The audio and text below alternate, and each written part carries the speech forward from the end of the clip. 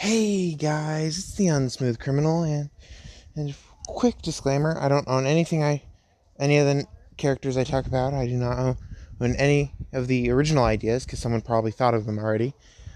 But I'm retelling a story that is not true. It's all fiction. That's disclaimer. So, hey guys, welcome back to What If Poison Ivy was in My Hero, or Deku was Poison Ivy, because Izuku's not in the story. So, we just finished the USJ, and it's a week later. Ivy's literally moved all of her stuff that was plant related and out into her treehouse that she's literally living in now. She barely goes into the dorms, and Aizawa has been visiting her because he's worried that she's disconnecting from everybody else. But everybody else goes to the treehouse every once in a while to hang out with Ivy and get to learn about the natural order about plants. And they wonder how plants survive compared to normal humans, and they're learning, so there's a class that they don't have to go to. Natural science. And they're like, but she could say she can teach much better than Mike can for science. So let's just skip Mike's class and go to her instead for this. So one day, President Mike goes to class and he's about to start teaching, and he looks through the window of the door and sees absolutely no one in class. And he's like, "What the heck? Where's everybody?" So he walks into class, he looks around and sees only Mineta. He goes, "Hey, little listener, where is everybody?" And he goes, "I don't know." And he calls up Aizawa, like asking where is everybody, and he goes, "Oh, uh, yeah, they're all with me, learning what you're supposed to teach today. So, you teach Mineta." And he hangs up on Mike, and Mike's like, "What?" So, this is the week after that little event, and All Might runs into the room for the Heroes versus Villains, and he says, "I am here, running through the door like a normal person." And he sees this dark green skinned girl and is like, "You seem familiar. Do I know you?" And she goes, "Really? Really, All Might? I'm Izumi. Or Ivy, if you want to call me that." And they're like, "Who the hell's Izumi?" He says, "Oh crap, I said my real name." And Aizawa gets up and says, "Remember, we changed your name from Izumi to Ivy. Been calling yourself Ivy so long, we just changed it legally." And she goes, "Yeah, but I still remember them." And he goes, "Yes, I know you remember them. You said this every year, on the day, on the hour, that you remember them. Now, you can stop remembering them." Oh my god. Leo, stop messing with me. Stop. I know you want some attention. My cat's messing with me. So, they're talking about, or we're back on the story, but they're talking about the things that happen, and all of a sudden, Nezu walks in saying, "There's a transfer student." And Izumi, who's questioning what? And this girl walks in, and she has cat features. If anybody knows who I'm bringing in, it's the Harley Quinn road trip with Poison Ivy and Catwoman. That's literally the gang I'm bringing in from DC. That's it. And this is an OC, but her quirk is literally cat.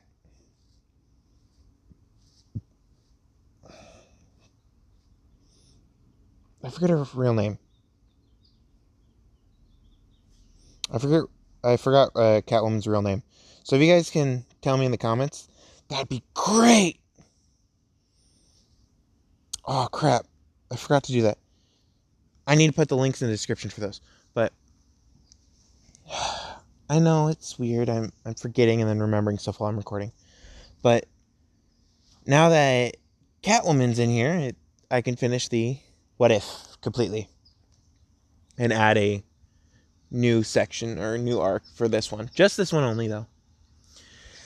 So Izumi is seeing this woman and is like, she's not that bad looking. And this woman is introducing herself as Cat because she doesn't like her real name and she prefers everybody to know her by her alias.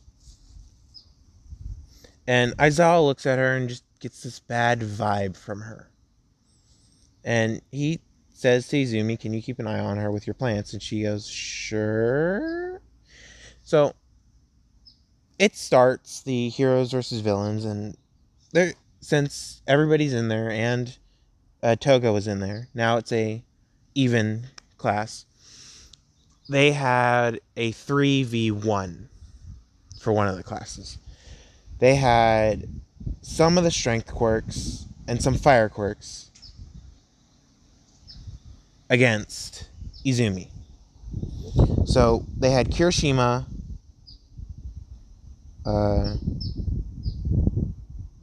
Shoji. No, not Shoji. They had Sugar Rush, Kirishima, and Shoto. But since Shoto doesn't use his fireside, it's going to be a breeze in the park, a walk in the park for Ivy. And she's told that she is the villain and she's supposed to protect the bomb. So she walks into the building, and all of a sudden these vines start growing on the edge, on the outside of the building. And it starts breaking the building apart and reshaping it to how she wants it. So they're like, what the hell is she doing? Aizawa sees this and goes, well, damn, she's just gotten more powerful. And they walk in, and if anybody's seen Arkham City, you know what is happening. She literally made herself a kingdom in the building. She made herself a throne, too. But she walks in, and she remembers a plant that has a hypnotic effect. And she's like, I wonder if I could produce that with my body. So she's working on making this plant and the flowers. And if anybody's seen the Injustice Poison Ivy with the plants on her back, she grows those Venus flytrap kind of plants, and she gets to work on building defenses. And she doesn't build the man-eating plants from the USJ. Those were just accidents because she lost control. She builds the restraining plants from the USJ. The ones that captured them and didn't let them use their quirks because they adapted to the person's quirk. So Kirishima walks in and he's hardened. So when he got hit by the barbed wire whips or vines from some of the plants, he didn't get hurt from them, but Sugar Rush and Todoroki used him as a shield. And one of the plants knocked him out with a sleeping agent, because plants do have effects like that. Some plants have either it's a sap or some kind of perfume that makes people drowsy near them.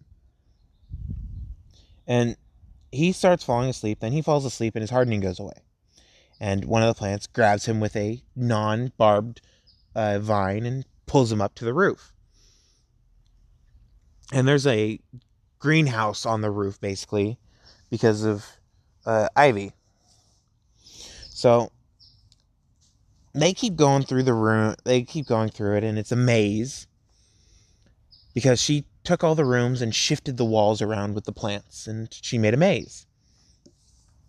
And if they make a wrong step, they get taken to a different section of the maze by a plant that tunneled underground. And she has complete control over these plants, but she prefers not to control them. She prefers to have them work for her, not, or to work with her, not for her to work them. So she talks to the plants instead of ordering the plants around, and the only place that the cameras are actually in the main room, because she asked the plants to move the cameras into the main room. And she doesn't wear a costume anymore. She doesn't wear this like she did when she originally started. No, she wears this. It's all grown from natural materials, or if you want this, whatever one you think is better. But it's all grown from natural materials, and it blends in with her skin. So someone looks at her, just quick glance, and they think that she's naked. And everybody is just like, what's going on? And then they hear a scream from Shoto. And they look and they see that he's being dragged up to where she is, and Harley is watching and is like, no, don't, no. And she knows exactly what Ivy's going to be doing, and Ivy walks up to Shoto and kisses him right on the lips. Poison Ivy from Batman has a poison whenever she kisses someone. But this one has a sleeping and hypnotizing drug whenever she kisses someone. So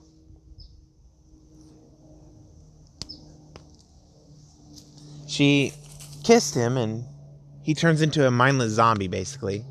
And she tells him, go freeze your friend out there. And him, being a mindless zombie, walks out there going, literally sounding like a zombie. And I just see him walk away from the bomb. And she asks one of the plants to take one of the cameras to follow the Sugar Rush guy. And the plants go down, take the camera, and the camera goes black for a little bit and starts shining on the Sugar Rush guy. And the rest of the cameras start going and following the Sugar Rush guy so they can see all the angles. And all of a sudden, Shoto, who's currently having his eyes closed and just walking forward, goes in front of the guy and he's like, Shoto, what are you doing? I thought you'd be there already. And him talking triggers Shoto to use his ice, and he immediately freezes him. So he's captured, and Shoto's knocked out from the kiss, and Kirishima is knocked out from just being slammed in the head multiple times. So All Might finally says, villain team wins. And he goes, now please return the building to how it was. And she goes, nah, it looks better like this. And he goes, okay, can you at least move the plants out of the area? And she goes, nah. And she just stays there, and she pulls up one of the monitors from the main room, and she uses one of the plants to rip it out of the wall and bring it over so she could just watch with the rest of the security cameras. She goes, I'm comfortable right here. And she's on her throne at the moment, and they're like, okay. She's changing. And when she's connected to either the ground or a plant, she feels at home, and she can feel everything, so she feels like she can't be killed. And she knows she can't be killed because her entire body was cut in half by a villain during the last week, and she regenerated. It was like a branch being cut off a tree, and then later on down the line, the branch grows back. And she knows this, and she's like, I'm good right here. I don't care. And she just starts doing whatever the hell she wants when she's connected to plants, and when she's on dirt. When she's on physical dirt, she does whatever the hell she wants. But when she's on concrete, she's more reclusive and stays away from people. And whenever she's in a building high up in the air, she starts having a panic attack. But when she's high up in the air and there's a building around her with tons of plants in it, she's fine. So the downside of her quirk has finally shown its ugly head, and if she gets too far away from plants, she starts freaking out. So Harley knows that there's a weekend that they're off for a little bit, and she walks up to Kat because she's been getting close to Kat as a friend, and says, I have another friend, and I was going to ask both of you if you guys want to go on a road trip. And she goes, sure. And they walk up to the treehouse, and they walk up they use the vine elevator that the plant keeps providing to certain people. And they ask Ivy if she wants to go on a road trip, and if she does, we can bring on a little potted plant for her to carry around and talk to. And she goes, no need, I can grow a plant out of my back. They go, what? And she goes, yeah. And she grows the little two Venus flytraps that they saw on the monitor from the Injustice 2 game.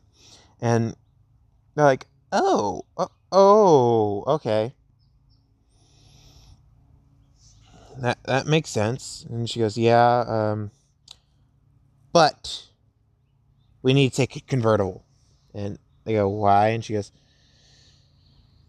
because they produce a smell that will make you fall asleep if you smell it for too long. And they go, oh. Okay. So they ask Aizawa to borrow his car, and he goes, why? And they go, road trip real quick, and we're gonna come back. And he goes, where are you going? They say, we're going to the forest, and we're gonna go meet a set of heroes that have been in the forest, and we're gonna see if they need any help, and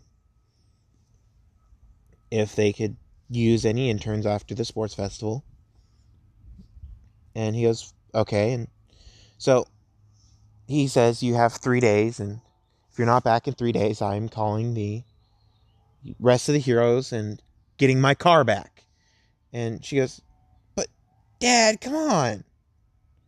And he goes, 3 days. If you're not back in 3 days, I'm calling the heroes to get my car back and you back to UA.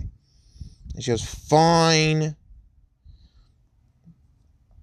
So Harley, who does not have a driver's license, hops in the front driver's seat, and Aizawa knows she doesn't have a license. He goes, what are you doing? And she goes, we're going on the road trip. And he goes, no. I know you don't have a license. She goes, damn it. Forgot he could see our profiles. And Ivy walks up to the front and says, looks like I'm driving. And he goes, I never took you to get your license. And she goes, you didn't need to. I went and did it myself. And he goes, hold on. And he looks through his files and looks at hers and goes, oh, okay. Go on ahead then. So she hops in the front seat. She starts driving, and they start getting closer to the forest. And she goes, well, we're almost there, to the forest at least. And they were about to say, how do you know? And she goes, or no, they are like, wait, she has a panic attack if she's too far away from plants, and she can sense when plants are nearby. So, never mind, we're not going to ask. So, they get to the Wild Wild Pussycats agency area, and they're like, it's too far by road. We're not going to make it in one day. And Harley and Kat both have this idea of running for it.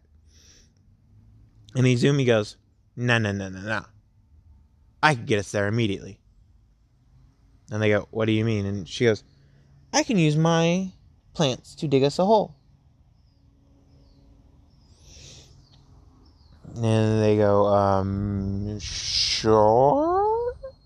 So she walks up to the cliffside, and she puts a seed into the cliffside, because Cliffsides normally can't grow plants, and she just leaves her hand there, and all of a sudden this giant plant starts crumbling away the mountain, and it leaves a hole, and it puts a sign made out of leaves and other stuff saying Wild Wild Pussycats training camp or agency this way.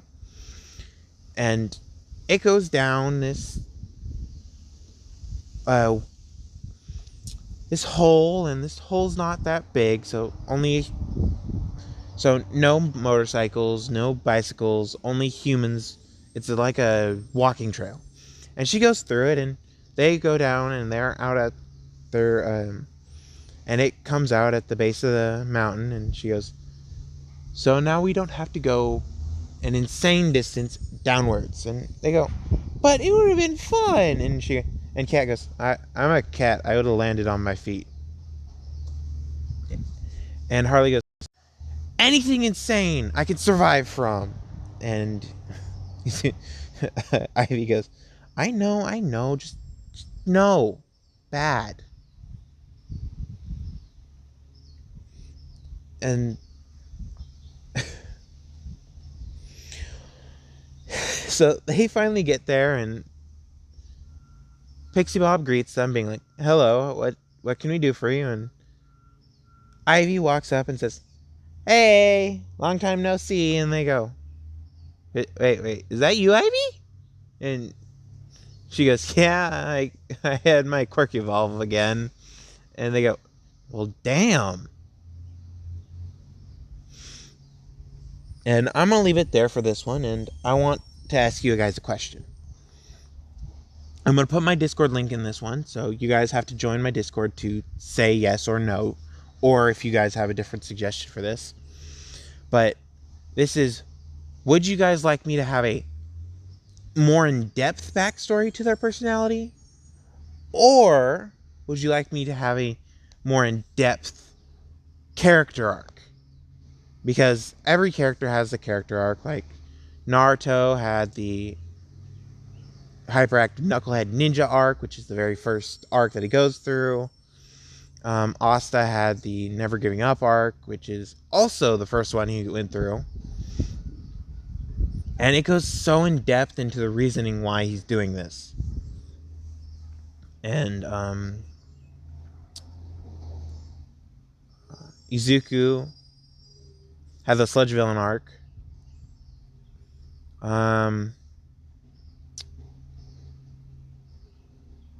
What other?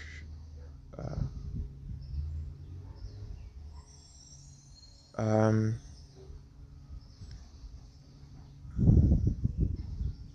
can't mention Fairy Tail because Fairy Tail doesn't give an arc for a specific person. The show's arc is Fairy Tail. So, Bleach is when he first gets his Soul Reaper abilities. Oh, if you guys want me to do any other what ifs, tell me in the Discord that I'm going to be linking in the description. Because I'm willing to look up these these animes and get a summary of what they are. And if I like the animes, I'll watch them and give you a what if about them. So, you guys tell me, and I will see if I'll do it. And if I like it, I'll do it later. So, talk to you guys later. Bye!